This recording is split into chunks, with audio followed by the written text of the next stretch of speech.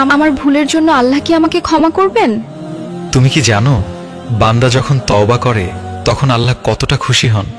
জানি তিনি খুশি হন, কিন্তু কতটা? হযরত মুহাম্মদ সাল্লাল্লাহু আলাইহি ওয়াসাল্লাম একটি চমৎকার উপমা দিয়েছেন। চিন্তা করো, এক ব্যক্তি মরুভূমিতে সফর করছে, তার সাথে আছে তার উট, আর সেই উটের পিঠেই তার সব খাবার আর পানি। হঠাৎ এক জায়গায় বিশ্রাম নেওয়ার সময় উটটি হারিয়ে গেল। মরুভূমিতে একা, কোনো খাবার নেই, পানি নেই, এ তো নিশ্চিত মৃত্যু। এখন হঠাৎ করে যদি সে তার হারিয়ে যাওয়া উটটিকে দেখে তাহলে কি হবে? লোকটা তো খুশিতে আত্মহারা হয়ে যাবে। অবশ্যই সে তার নতুন জীবন ফিরে পেয়ে খুশিতে আত্মহারা হয়ে যাবে।